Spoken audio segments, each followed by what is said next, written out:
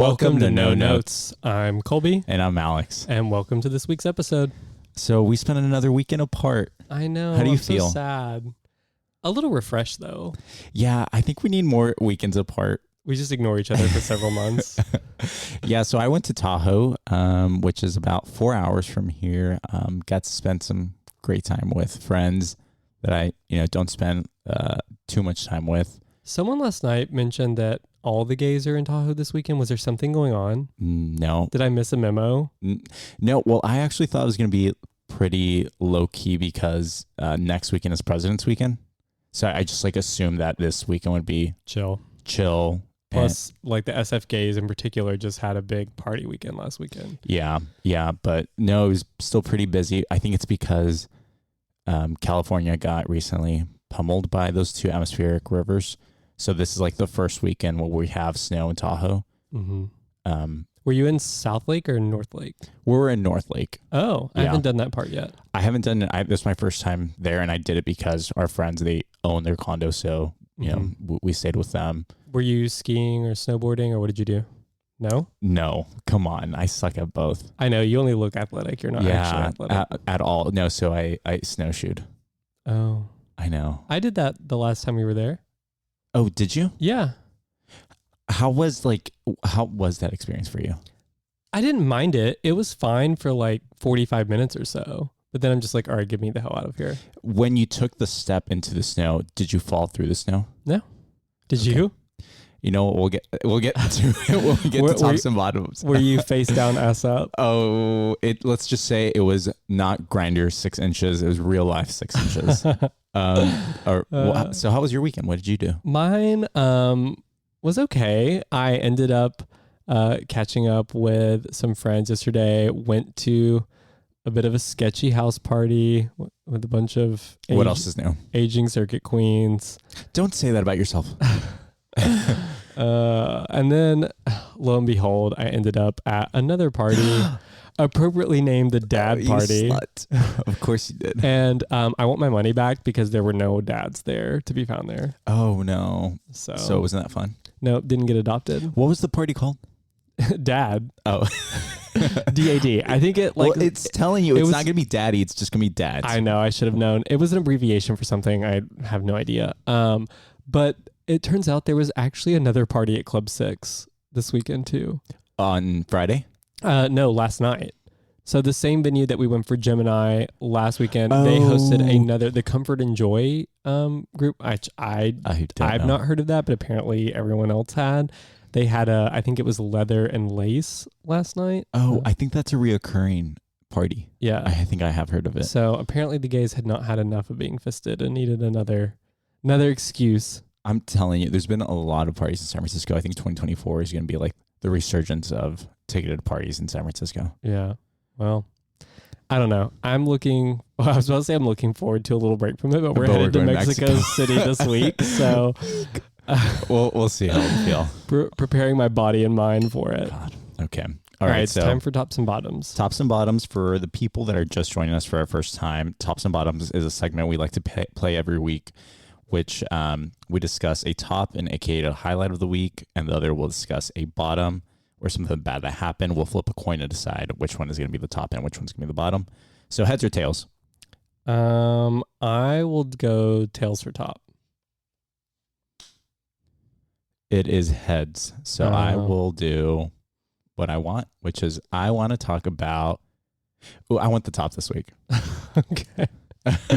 You can have it. So when I was in the cabin after snowshoeing, my friend Rob and I, we had the cabin to ourselves when we watched a new show called Couple to Thruple. It just came out this week. They've only released 3 episodes, and I think they're going to release 3 episodes at a time. It's 4 couples.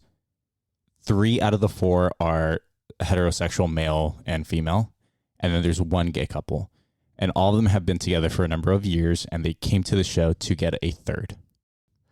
They can't leave anybody for anyone else. They've already found their one partner, so now they need another one. They need a third one. And so there's 4 couples, and then they bring a giant group of singles.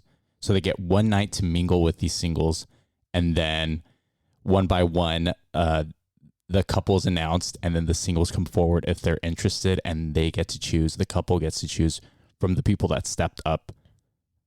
Is it the same collective group of singles? So the straight people are going for the same group of singles as the one gay couple? Yes. So there's males and females, and all the singles are bisexual. Oh, okay. Yeah. And of course, all the 3 straight couples only wanted a female. Sure. And then obviously the gay couple, one of them is actually bisexual, but they chose a guy. So it is, I was like, let's give it a chance. Let's watch it. We watched all 3 episodes straight to straight. It's so good. 3 out of the 4 are toxic, terrible. The gay couple is probably one of the most disastrous things to watch. It's kind of like when I watched it, it was reminiscent of the first season of Love is Blind, where you don't know what the hell is happening and no one knows how to act. It is so watchable. Like, you have to watch it. The gay couple is toxic. Like, one of them. What's new? Exactly. One of them. So the first night, they have the third. They start making out. One of them gets jealous that the other one is making. No. Yes. Gay is like, jealous? But it's also like, why are you on this show? Like, what did you think was going to happen? I mean, I feel like one of them probably wants it more than the other. But it is like, why would you be on a show? And they get them together like, yes, we're both like really wanting a third. They're in the bed, all 3 of them, making out. And as soon as the other one starts making out, it becomes instantly jealous. It is a train wreck. You have to watch it. They also, the one thing I will say is they treat the third like a piece of property. Like, that person is treated like shit by every single couple. Mm-hmm. Yeah, I definitely will check it out. You're not going to be able to stop. Like, once you start it, you're like, it's like a train wreck. They're toxic. Are you looking for a third now? No, after watching that, absolutely not. Oh my God, it's so weird. Yeah, I mean, I have lots of thoughts on polyamory. Yeah, we'll do an episode. I think we need to do an episode. Because I'm just curious, like, where does this person sleep? Like, They have. I think it's a California king. Still, it's not big enough. But they have 3 sets of pillows. Nope. And it's funny because at the head of imagine you're stuck between 2 snorers. Yes. So at the head of the bed, or at the base of the bed, they have 2 pictures. One, the couple, and then the other picture is of the single. Mm. Oh, and I forgot to mention the most important part. At the end of 3 episodes, they get to do a swap. So they get to decide, do I want to keep this person that I chose from the first episode, or the same group of singles that you originally met, you get to swap. So it's really just sampling the buffet. Yes, that is the problem. That's why they're treated like shit. A lot of, like, half the cast is just there to, like, the guys just want to fuck 2 hot girls. Mm. That's essentially it. Oh my God, you have to watch it. They should just give them a hall pass and call it a day. I know. It'd be less messy. Probably makes for great TV though. I'll have to check it out. What's your bottom? Okay. My bottom is the lawlessness here in San Francisco. Oh God. What the fuck is going on? Okay. In the last couple of days, we've had so many things happen to our friends. We had one that got jumped, just walking down the street, which is terrible. And that's one thing. And then the second one, we had a friend last night. They got hit by someone not paying attention in a car and hit him on a scooter. Yeah. So enough with this. Our people are being targeted. It's homophobic. San Francisco needs to get its shit together. Yeah. And I also saw that they lit a Waymo on fire. Really? Yeah. Who? I don't know. Here in the city or like too many Bay questions. Area? San Francisco. And San Francisco. Although fair. Why? I'm just kidding. I was like, every time I see these robocars, I just think of Wall-E. Oh, We can't. You wouldn't be naming them. Yeah. And you know how we talked about this last weekend. I named every inanimate object with an. You know what the Waymos are? They're the city's new bison, like the ones in Golden Gate Park. Oh, I thought you were thinking like a flying bison from Avatar. No, we're just like, oh, look at the, caged animals, and then there's the Waymos. They're just stuck in the city grid, just on fire, barely functioning. I haven't been in one yet, but I kind of want to. Also today, the Super Bowl. Can you name the 2 teams The only thing is that I saw a TikTok that's like the same as 2020, I guess, because they were like, it's a repeat of the Super Bowl and the election candidates. But I have no idea. No. I don't think. Wait. I don't know. I'm too gay to function, but I do know who's playing. Okay, so who's playing? It's San Francisco Niners and the Kansas City Chiefs. And it's in Vegas? It's in Vegas. That part I knew. Yeah, and of course, everyone's like paying attention this year because one of the star players from the Chiefs is dating Taylor Swift. Yeah, so everyone's going to be paying attention because they're going to see which stars are going to be there. Not just because Usher's performing the halftime, but because Taylor Swift brings her clique.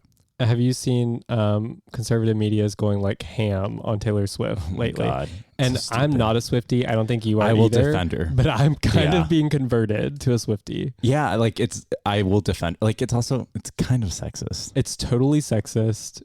Come on, it's just bullshit. It's so dumb. She didn't. Yeah, whatever. She didn't deserve any of this. Yeah, I wonder who's gonna be coming though to the Super Bowl to hang out with Taylor Swift.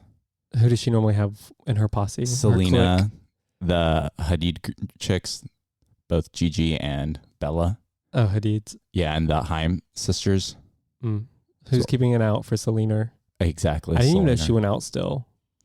What was that? I didn't know she went out still. I haven't seen Selena in anything. Oh God. Oh yeah, she's been on a ton. Just the that show on Murders. Hulu. Yeah, you know she's gonna be like some character in a biopic about. Some really famous Mexican American singer named I think it's like Leonard something. Okay. Anyway, whatever. So her clique, she's okay. Gonna be clique. I guess I did kind of know that she's sort of infamous for this clique of girls around her. Yeah, because if you do anything bad towards T Swift, famously, her clique and now her fans will come after you. So she's kind of like us. In high school, they have Taylor, we have Mike. Exactly. So in high school, what kind of clique were you a part of? So I was probably in the little group of like overachiever nerds until late middle school. And then I think I switched a little bit to like a floater where I didn't really have any one particular group, but I associated with a lot of different people. You're kind of a loser. What about you? My guess is that you were probably a mixture of overachiever and class clown because I know you have a constant need for admiration. So yeah, actually, that's actually pretty. We've talked about this because I was way too. There has to be. No, I think I just know you really well. Yeah, that's exactly what I was in. When I think you were the guy in class that was distracting everyone, probably just trying to make a joke and bring attention to yourself. So one time when I was a sophomore in my Spanish class, it was like Spanish honors, so it wasn't just like regular. One of the TAs went up to me and was like, "Oh, like this is really funny, but you should probably like chill out." Yeah, basically. I was like, oh, am I distracting? Although when I was a kid, I would always get the low marks for distracting, like great student, but talks during instruction, and which is the classic gay curse. Mm-hmm. But yeah, I was exactly in that type of clique. All my friends were like in AP courses, the advanced placement courses. Same. But it was like a mixture of like jocks and it's just like overachievers. But you weren't a jock or I was not a popular kid. I was not, but like, my friends like, Dino and Blake, like they were all superstars in sport. But yeah, it was like overachievers is what connected us all. Mm-hmm. But it wasn't like, I feel like in movies and television, there's always this perception that cliques are like pretty girls, jocks. And that's not true. Mm-hmm. It's always like a mixture. It's more nuanced than that. It's way more nuanced. One of those interesting things in high school where you sort of, everybody wants to be the popular people, but at the same time, they also hate them and despise them. And I think about it now, like where those people have ended up. And it seems universally true that the popular clique, it's always the people that like high school is where They peak. Yeah. It doesn't get better. You can always tell which ones are kind of going to be like that, because unless you're in an overachiever type of group, you're going to peak in high school.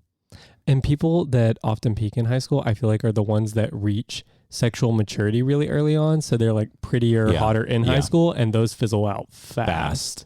Like, I don't think any of the quote unquote hot guys or girls from my high school still look great today. Like, don't look like what they used to. Yeah, they definitely, like, the high they got in high school, they try to chase forever, and they never get it back. They never get it back. That's where they peak. You have to be unless you're like in AP courses, from my high school, you peaked. What else about cliques? So I actually kind of defend cliques. I think that they're necessary for the same reasons that politics are necessary. So interesting. Tell me more. When I vote for a Democrat, I know exactly what they're going to stand for on abortion, social justice issues. There's going to be some nuances, but it's generally the same thing. Like, you're going to support universal, or you're going to support some form of affordable healthcare, housing, and social issues, abortion. Same thing with cliques. Like, the type of person or the type of clique you're hanging out with, I know what kind of person you are. So you sort of see it as like an alignment of values or shared interests. Right. So I think that cliques are aligned based on, something that they have in common, whether that be how they act around people. They could be nice.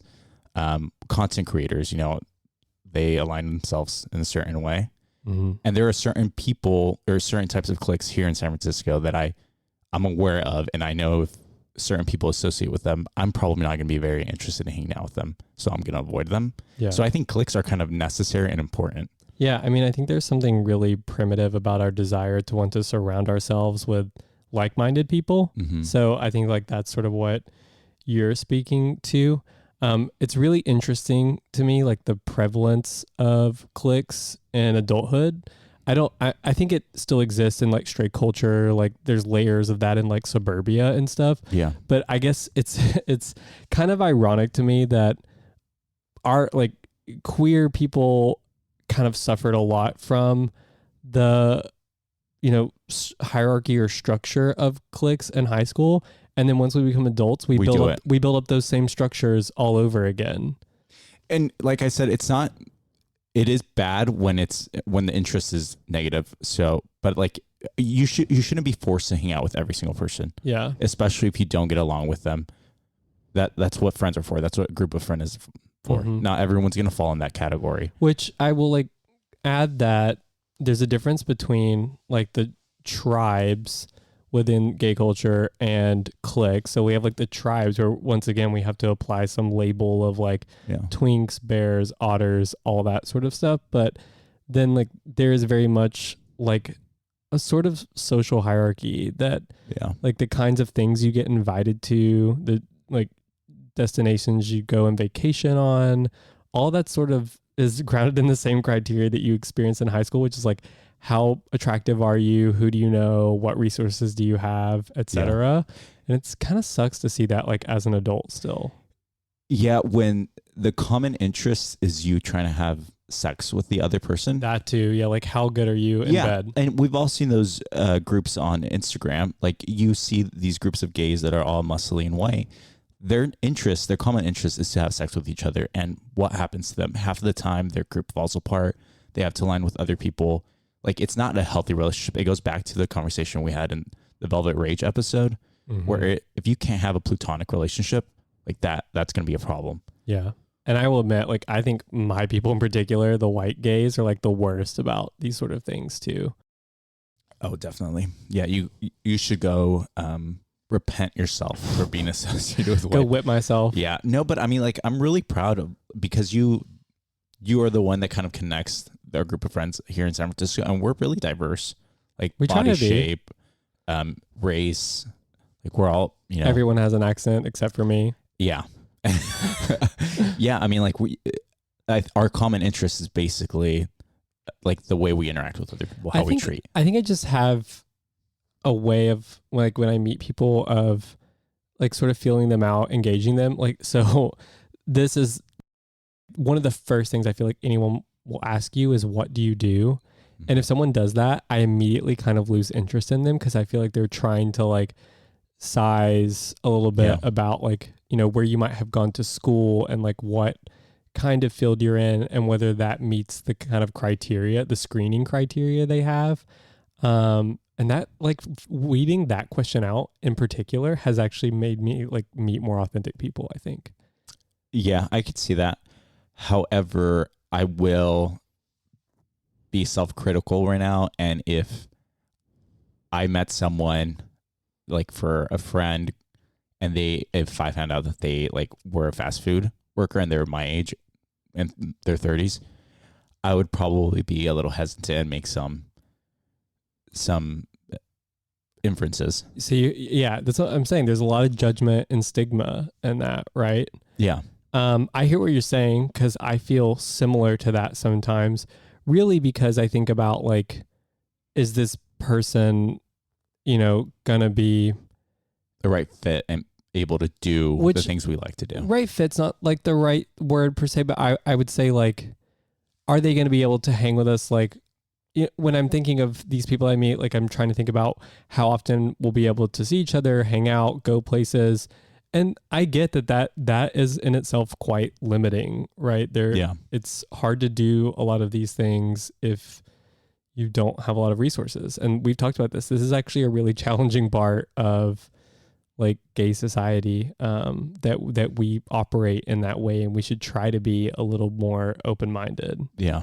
I mean, which is why I applaud groups like Gemini that had the BIPOC pricing. Yeah. Trying to remove barriers. Yeah. I think that's like a good way of putting it. Yeah. And that's not just within like gay culture too. I think society in general looks down on people that haven't achieved some certain status or income or something like that by a given age in life. Yeah. And we should just try to be better about not doing that and try to meet people where they are. On the other side, have you ever been or felt excluded by a clique that you were trying to, or a group of people that you're trying to, you know, be closer with, and they kind of shoved you to the side?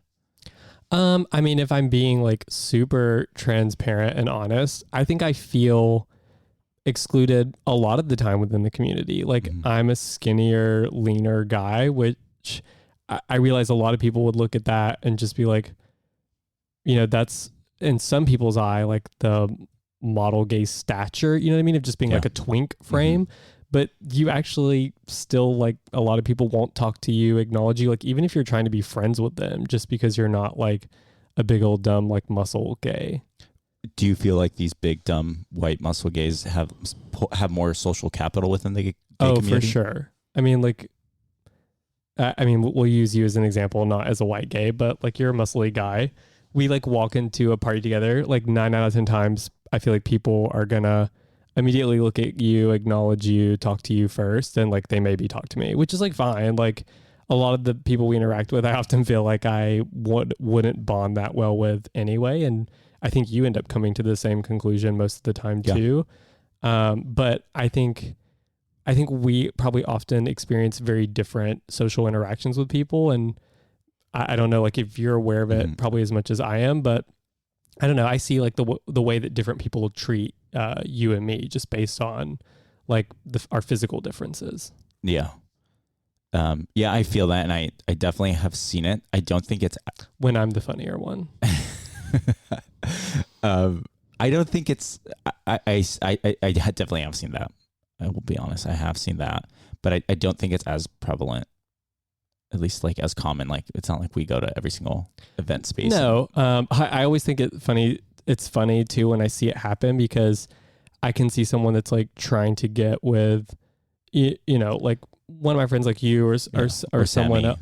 Yeah. And they might be like dismissive of me because I'm a different, you know, type than they're into or what. And I'm like, you're probably not going to be like friends with this person if you're not friends with me, transparently, right? Like they just don't have an understanding of like our relationships. And it's also just transparent. Like it's extremely obvious. So obvious when people are trying to do that. Yeah. And it's the same. I mean, if someone was really chatty and friendly to me, but was dismissive of like my really close friends, I wouldn't respect that person. Right. Like that's just how I operate. Yeah. When I was in college, I rushed a fraternity. And then I ended up pledging with like the like biggest douchebag frat, because my friend also was doing it. And he's really good looking, and he's white and athletic, and so this was like the only person that I knew, so I was going forward with it. And then at like 6 weeks into it, I realized, I'm gay. Like I can't join. So I ended up dropping out, and he continued to go forward with it. And from that moment on, I felt like excluded. Mm-hmm. Like I was like this is what cool looks like. Like I feel like college was the last time where I felt like I was like purposely excluded from this clique. Like this is a paid clique. They get to hang out with the cool people. They, have the parties. They have people over. They are the popular kids, and everyone knows it. Mm-hmm. And like that's the last time I felt like really, really excluded. I was gonna ask, have you, as an adult, you don't feel this in the professional workplace ever? I do. So I'm kind of going through a weird period where I am starting on a new job, mm-hmm. and I see people interacting with, but I don't think it's so obvious that I feel excluded, especially the circle I am, just because it's like niche within that company. Mm-hmm. So, but I have seen coworkers like get together, and because I feel like, I guess you haven't really worked in traditional corporate America. You're like just now dipping your toe in sort of a corporate role, but I've always observed very much a bit of a boys club culture. Oh yeah. And it's very like straight male dominant. And then there's a lot of layers within that. Like they're all into the same things. They dress the same, they're into sports, etc. And as like an openly gay man and someone who can often dress different or whatever, like I often won't fit into that role, and I can feel a bit excluded. That being said, I actually have made a lot of close straight friends in the corporate environment, but I still see that clique sort of structure. Yeah, I should have mentioned this before, but yeah, all the people at my previous job, the people in power were always white straight males. Yeah, and it's a little bit how it seems like you get to the top is you have to be able to play that game. Yeah. And you know what? Honestly, a lot of the times it's hard to interact with these people because their go-to like phrase or topic to talk about is always fucking sports. Always. And I'm like, what am I supposed, like, I'm not going to watch 32 games a week so I can catch up on your little code. Like, and I don't know what's going on. To me, it's also insignificant. Like, if your team loses, guess what? They play again later. Yeah. Yeah. Who cares? People think we're crazy because we watch every RuPaul variation around the country. Well, if you're still watching it, you're pretty crazy at this point. Oh, I know, but they have to watch baseball, basketball, football, and their fantasy league. Like it's ridiculous. Have all this knowledge, and then God forbid you get forced to go out to some fucking trivia night, and it's all sports knowledge. My God. Who knows all this shit? Who cares? Yeah, who cares? God. Well, do you want to talk about why we're talking about cliques so much? Yes, because this week's No Notes section is actually Mean Girls. We are going to talk about both Mean Girls original, and we actually saw the new Mean Girls that came out this past month. So do you want to start off the discussion with the original Mean Girls? Yeah, let's do it. Can I tell you, I had not realized that it had been 20 years since the original Mean Girls. Really? When did you make the connection that it's been 20 years? When I was looking up like the original cast and I saw the 2004. Do you remember watching it the first time? I don't know. I don't know if I saw it like right when it first came out or if I saw it later. I feel like I saw it on HBO or something. Yeah, I couldn't watch it. It wasn't like in the theaters. I couldn't watch it because it was gay. Like it was female driven. So no one. I had two older brothers. Who's gonna take me? Yeah. Like what? Like there is but as soon as I watched it and when it came out later, I realized that this like was gay culture. This is like super important. It's so funny that you mentioned that because I actually had that as something I wanted to talk about. Is that it's one of those movies that is so queer coded. Yeah. And I feel like that's why so many queer people were into this film is that it was like watching a queer movie without it being outrightly queer. Yeah. Like I think of like Wizard of Oz, Burlesque, even things like a Britney Spears music video that we've talked about. These things are gay, you know, or feel gay, even if they aren't outwardly so. So you could be watching it with your family and it not feel like you're watching something that labeled you as gay. If that makes sense. That's how I felt about it. I feel like any sort of movie that is overly feminine, or not just overly feminine, but that is clearly talking about a social issue that's common among females. Like Easy A comes to, right, because they're talking about sexuality within a female. That is also another great movie, and I would say among the same type of genre as Mean Girls. But every time a movie focuses on social commentary, especially amongst young people, whether that's high school sexualization of them, like I feel like it's always feminine driven. I wonder how much of that is like more complicated by like the Latino machismo culture that we talked about a little bit. Yeah, that's definitely it. Because there's just more emphasis on what it means to be like manly and masculine. And it's the appearance, right? Mean Girls, if you see the movie cover, it's pink and it's all females on the cover. So it gives the appearance of a female flick. Interesting. Yeah, I was going to ask you like more broadly why you think this movie 20 years later still has such a chokehold on gay culture.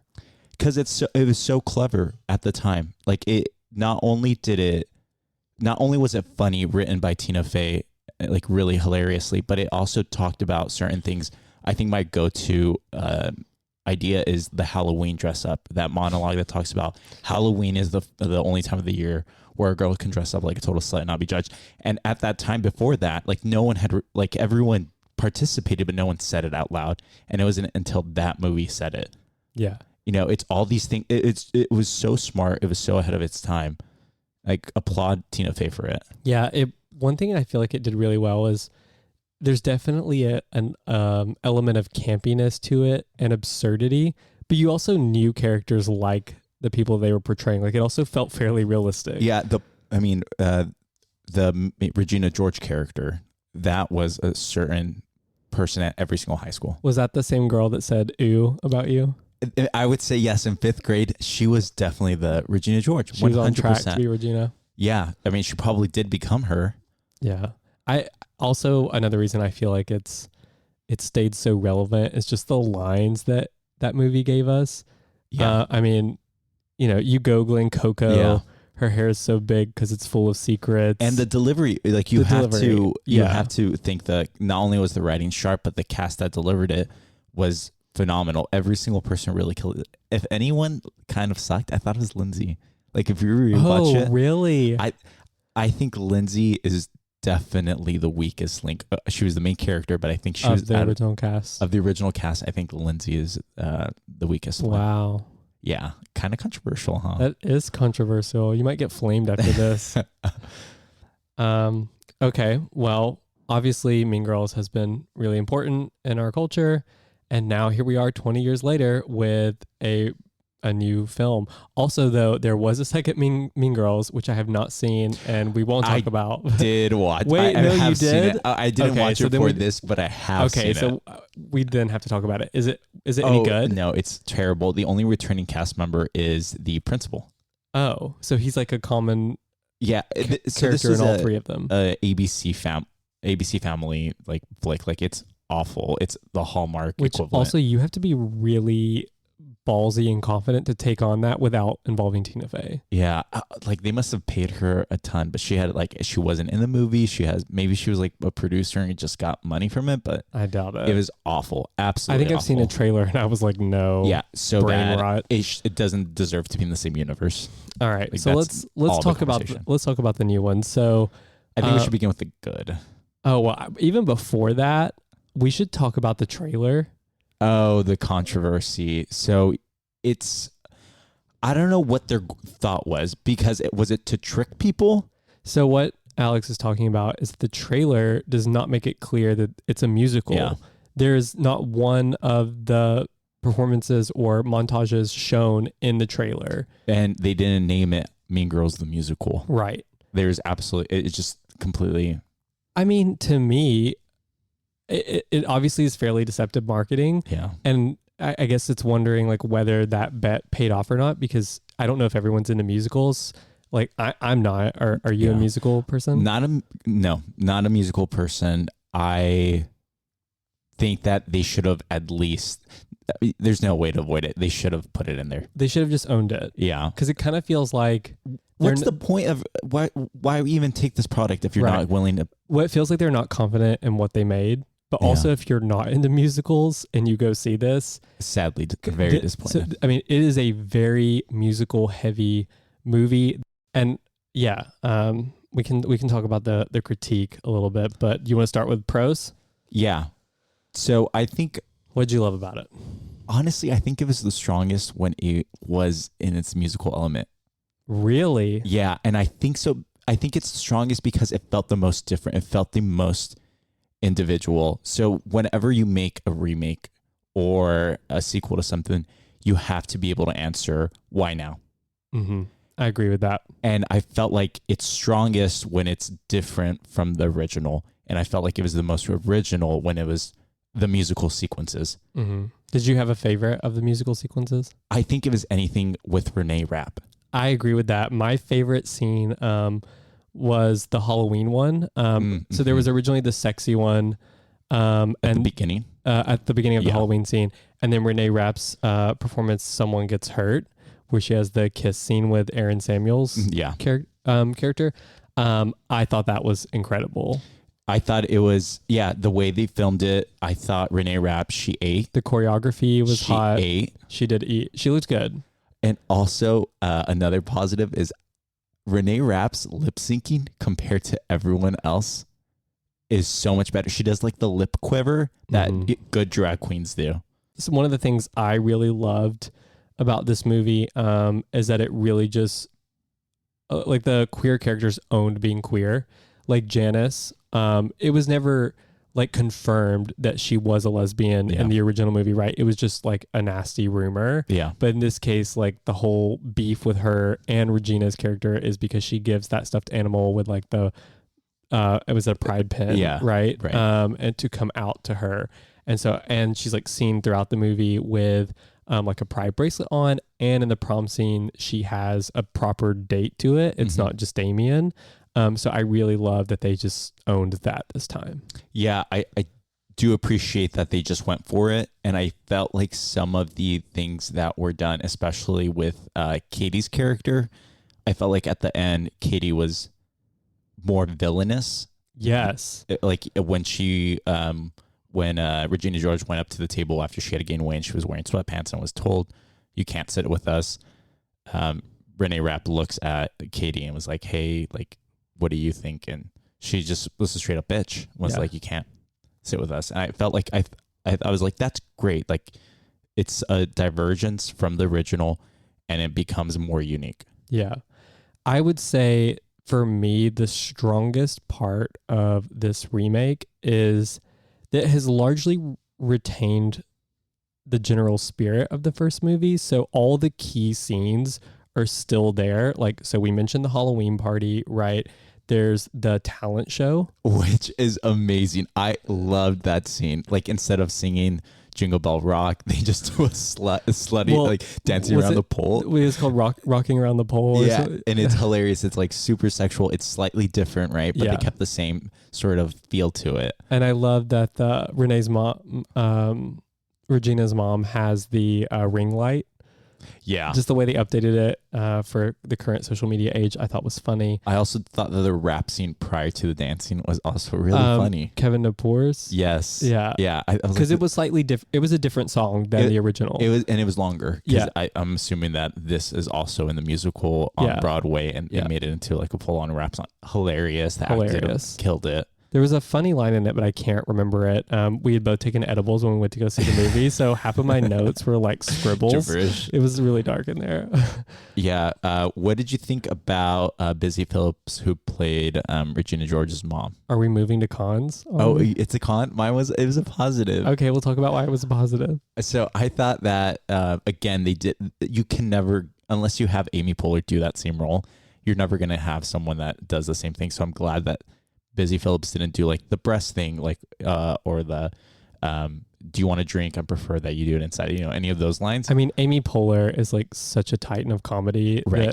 You cannot try to duplicate. So I'm glad that all the lines were completely different, but they kept the same sort of ditzy mom. Mm-hmm. And I thought Busy Phillips, she plays the same character. She plays basically the same character in White Chicks. Yeah, and I love that they kept her. She was a great casting for that. Agreed.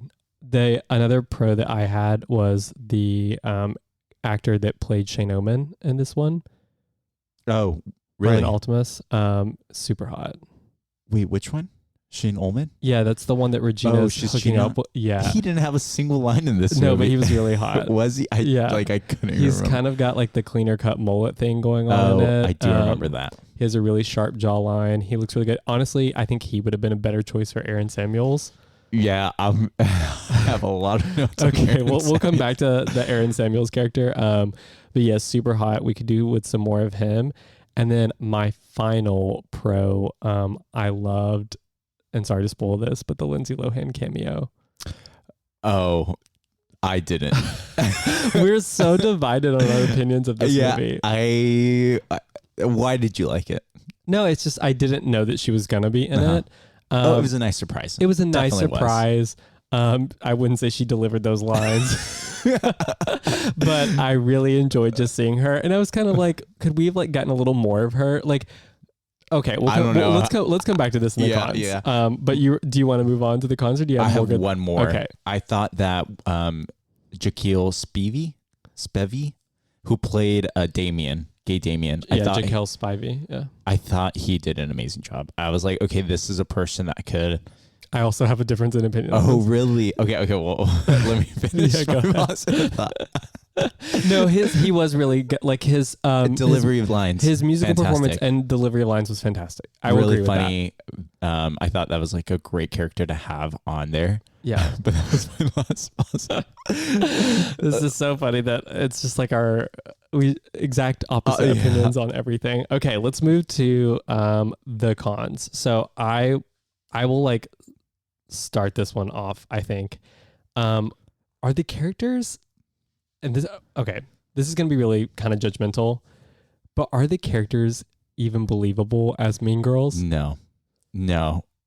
Okay. Oh my. Let's just start off with the casting, and let's start off with the plastics. I thought that Renee Rapp ate. I thought that. But is she a believable Regina? Yeah, I thought so. No. I would be afraid of her if she told me, "Hey, little fag," I'd be running. No. Really? No. She's not like. So the original Regina, right, she was both your best friend and your enemy, like, or worst enemy, like instantaneously, like all at once. She could play both of those. She played the scary person at all times. She was a very good Two-Face character. Mm-hmm. Whereas I never really got that from this new Regina. She was basically either just bitchy or trying to be sexy. So it wasn't clear how she could be like the most popular girl in school. I actually have to agree with you on that one. I think you're totally right. The way that Rachel McAdams played Regina George originally was very more nuanced. It had that depth where at the beginning when she's like saying hi to Katie, it seems like she's being nice. But Renee Rapp's version, it kind of seems like she's being a bitch the entire time. You're totally right. I think the Rachel McAdams version is more nuanced. It's a more fleshed out character. Yeah. I think you're totally right on that. What about the other two plastics? Oh my God. Can we get into Karen's character? So obviously in the original one, Amanda Seyfried cannot be replicated. That was actually like a breakout role for Amanda Seyfried. Exactly. And she did it hilarious, right? That entire character is almost built from one-liners. Yes. And this one... And super believable. Like I've met a million Karens. This one, it was a character of a character of a character. Like, it was such a bad impression. So, I mean... Cringe. So dumb. Like unbelievably dumb. Yeah. And not in like a charming or funny way. It was cringe. It was unnecessarily stupid. It was cringe. Like the actress, I'm sure is more talented in other areas. Acting for Karen and Mean Girls, terrible decision. Mm-hmm. I would have like I would have read this, I would have seen this audio tape of whatever she tried to audition, and I would have cut it immediately. Like, Yep. She was terrible. BB Woods, who plays Gretchen as well, same thing. We're not getting this like richness of the backstory of these characters, so you don't fall in love with them, and they feel like they're just there. Yeah. Whereas both Gretchen and Karen in the original one, there was something kind of like amusing and charming about both of them. The acting is just so much better. Yeah. And that's ultimately what it is. This goes also for Janice when they're trying. So they're strongest when they're trying to be different. But when Mean Girls the musical is trying to be similar, either delivering the same lines, it comes off as cringy. Yeah. And I want to come back to my complaints about Janice, actually, because it's more nuanced. But we talked about the plastics. Let's talk about Katie. Oh my God. Not believable. So she comes off as the sweet girl really well, but that transition, there was no. She just was trying to be mean, and it wasn't believable. It just goes 0 to 100 real fast. Yeah. There's no like real transition period. Yeah. She, at least what I could appreciate from Lindsay, is that you can see the descent into Mean Girl. Mm-hmm. Also, her musical performances, they're the worst of all of them. Oh, really? Yeah. I thought whatever Karen was in was the worst. I was like, get her off the screen. But when Karen did her stupid like TikTok dance, and then there was something else like at the party, at the Halloween party. Oh, it was the Karen one is the bad. first part of the Halloween. It's like sexy, I think it's called. Yeah. It was just bad. It's so stupid. But Katie's, I just could not. Not believable. I could not get into that character. I really couldn't. So I know you really liked Damien's performances. I thought his performances were strong, but he felt like such a stereotype to me. Gay best friend? Well, and have you seen Kimmy Schmidt? Yeah. So Titus and Andromedon, it felt like that's what they had given him as the assignment, and he just gave that exact character. You're totally right. And you know what? Tina Fey produced Kimmy Schmidt. And so, and it feels exactly like that character. And I feel like this movie, so in trying to deliver this in 2024, you could tell that there were a lot of things that, like social commentary things that they had tried to update, like sex shaming and things like that. But then they still give you this very like trope of a queer character. And I really would have loved to see them turn that on its head a little bit, like make him be less of the comedic relief and maybe like a jock or something, like just play with that a little bit more.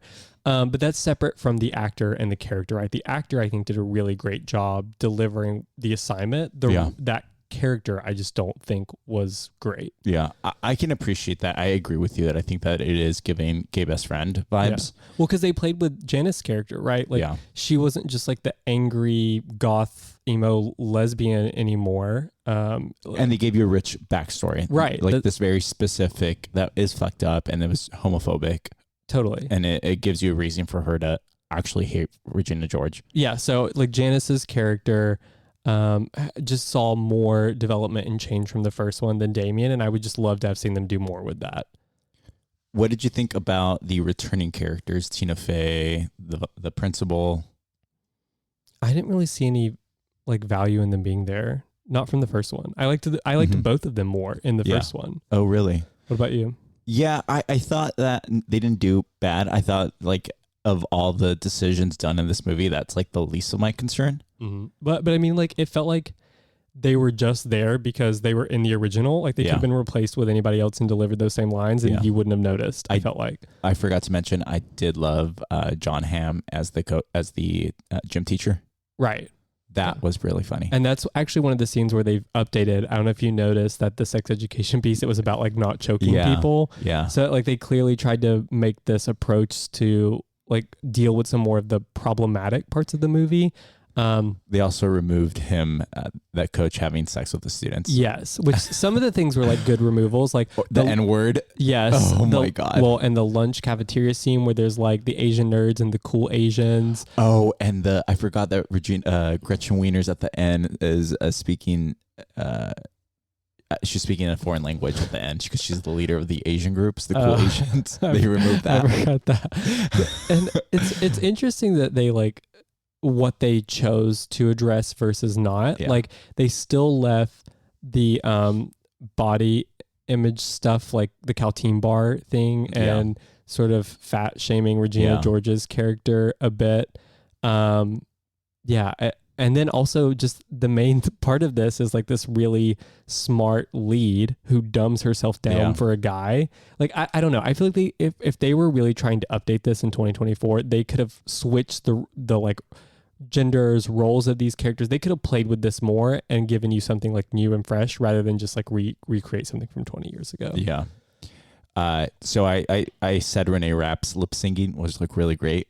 Everyone else's was like a half second off. I don't think I noticed it, but it was probably the edibles. Oh, maybe. But I was noticing it and I was like, everyone else is so bad. Particularly Katie. Her lip syncing, awful.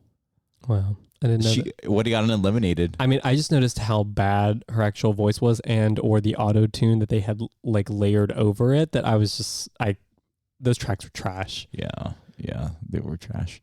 I want to talk about my biggest concern with this adaptation. Okay.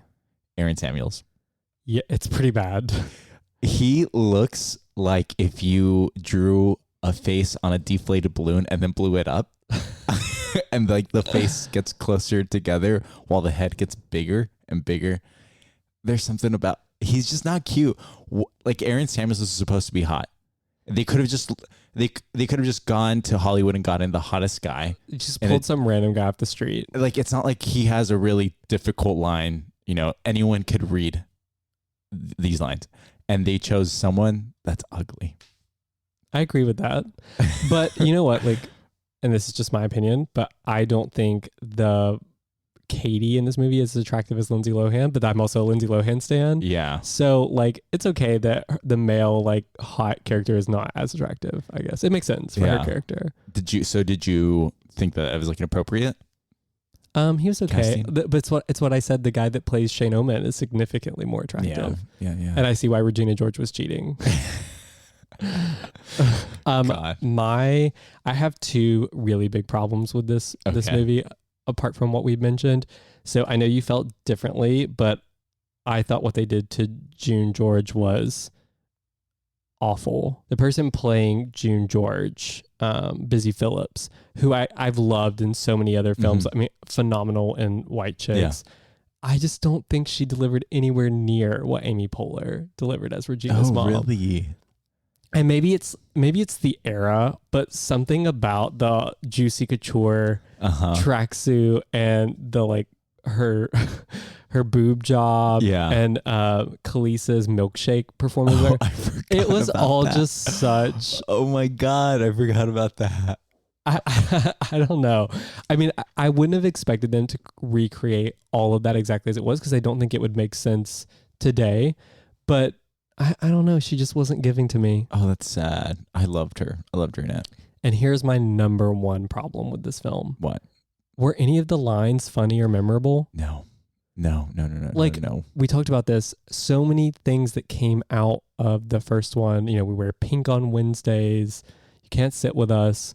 All these things. Where are any of those lines? They should have just gotten rid of all those lines. Wait, did they get rid of those lines? Some of them remained, like You Go Glen Coco was still in there. On Wednesdays We Wear Pink was still in there. But it wasn't funny or fresh. It wasn't delivered well, but there also weren't really that many new lines that I will see on t-shirts and people reciting and gay people making their entire personality for 10 years. Yeah. I thought the best example of how terrible and cringy those lines were the white set vagina line. When they were like, oh, someone said that. I wrote in the book that I'm lying about my virginity because I use jumbo-sized tampons, but I can't help if I have a white set vagina, heavy flow. It was delivered me reading that line was more powerful than the actress from the movie. It was so bad. I wanted to throw a tomato. There was only one line in the movie that I thought was funny, and it was really just because like what my brain's response to it was. So there's one scene where Katie comes into the classroom with like some jersey on, and Aaron Samuels comments on it, and she goes, "Thanks, it smells like sausage from the last time I wore it." And my brain was like, every one of my jock straps. Did you notice the product placement of the lip gloss? No. Oh, wait, was it Elf? Yes. So there was two. One where Katie was applying it, and Janice Ian goes, "Hey, what lip gloss is that?" And she goes, "Oh, this is Elf level 318." And then Janice is like, "Well, I was just asking to see if like you're actually paying attention to us." And then they play that again when Gretchen Wieners dumps her purse in the sink, and it's the Elf lipstick. It's funny to me now that you asked about it, and I didn't think I had noticed it. Yeah. And then my brain's instantly recalling, oh, Elf brand. Yeah. So clearly it's like an effective placement. I'm like, how poor were you guys that you guys needed to rely on Elf lip gloss to get this movie off the ground? Yeah. It's ridiculous. Well, I have some questions about it Okay. now that we've seen both. I have answers. Do you think this movie stands on its own? No, it goes back to if you're going to make a sequel or going to redo the movie, you have to be able to answer why now. And there's no reason this movie should exist. So I feel a little conflicted because I think one of the things that makes it not so great is the constant comparison to the original, because you know how funny it was seeing that the first time, and even still watching the first one over again, and I know the lines are coming, it's still funny, like the delivery of it. Whereas this one, it doesn't feel fresh or new or anything, but at the same time, I feel like if you had never seen the first one, you didn't have that to compare it to, you might enjoy it, especially if you're into musicals. I thought that you wouldn't get it unless you see the original. It is fair. Like, so we talked about that there's so many musical performances in it and there's not enough dialogue. They really should have cut back on a lot of the tracks and had more dialogue. And I think the movie would have made more sense. It almost rests on the fact that you've seen the first one and know where the story is going. Agreed. Because they kind of shorten certain things. So you kind of have to watch the first one to get what's happening. Yeah. So yeah, it can't stand on its own. Yeah. I'm kind of agree with you. I don't think that 10 years from now, anyone will be quoting any of the lines at all from the remake. No. I think like if they were going to remake this, and it's kind of the comment that you made, what they really should have done is, and I get it's not just a remake, right? It's a musical. It's a different adaptation of it. But I think if you were going to bring Mean Girls back 20 years later, what they should have done is had that cast as adults now with their own teenagers, because even the timing makes sense, right? It's been 20 years. Like if they had 5 or 6 years college and some break, they would basically be raising teenagers now. Yeah. And so the timing of that makes sense. It also just would have been fun, I think, to see what that would look like. That would have been how I would have remade it, I think. Yeah, but good thing they didn't, because then Lindsay Lohan would have to come back and deliver more of those lines. And she struggled. And man, it just seemed like she was built by AI. Like there's not a thought. Lindsay's been through a lot, okay? And she's more put together than some of her peers from that period. She was just reading lines and then smile. And I'd be like, God, this is bad. I think we talked about her like Hallmark Christmas movie or something too that was just also so really bad. Like I love Lindsay. I would love I'm very nostalgic for her, I will say, but she's done, I think. She needs like a brain transplant. Have you seen Poor Things? Yeah, is it Poor Things or Pretty Things? I can't remember. With Emma Stone. Yeah. Love it. I loved it too, but she needs the operation. She needs the operation. The same could be said for you. And for you. I wanted to say, I also felt this was unnecessary because I think we already have the new version of Mean Girls, which is Bottoms. Oh, I was going to say your TikTok live. Fuck you. No, Bottoms is, yeah. Oh, we have to talk about, I don't know how much we want to get into. No, so Bottoms is Mean Girls, but flipped on its head, right? Like the unpopular or loser crowd becomes the it girls, and it's even like kind of feminist in a way because it's all about them claiming their power back, right? Yeah. Like they're badass in a way. And it has to do a lot with, the female perception, sexuality. I mean, it's... The main characters are queer. Yeah. It's a diverse cast, which I think the original Mean Girls was pretty diverse too. Just some of the way they approached those conversations weren't great. Yeah. But Bottoms overall, hilarious lines. again, more feminist film than like the traditional Mean Girls. And it's the same sort of concept, but in the modern day context. Yeah. And they do a great job of it's a smart film. So smart. And it's delivered so well. I mean, you've seen the amount of lines that they give actually at the end during the credits where they go through alternative lines. Yes. Like you see that this actor actually knows what they're doing. The directors know. Well, I think a lot of it was like ad-libbed. Yeah, it's great. I mean, they did a great description. The improvisation's just crazy. Fantastic. But they also clearly understood what the character's supposed to be when you're able to do that. Yeah. And I think it didn't help that I've seen Bottoms a few times and I loved it so much because when I was watching this, I was just like, I was also comparing it to that film where it's just like, this is not delivering. Yeah. It feels shallow and hollow compared to Bottoms. There's just not the depth that Bottoms had. I mean, I think Bottoms is a great film to talk about. Like every couple of years, there's always this like female driven comedy. Yep. It's Mean Girls, Easy A. I think Bottoms is a great movie of our time of like, are the new Mean Girls. Like I think you're totally right. Yeah. And I mean, I love Tina Fey. Like she's Baby Mama is one of those movies I go back to and watch all the time.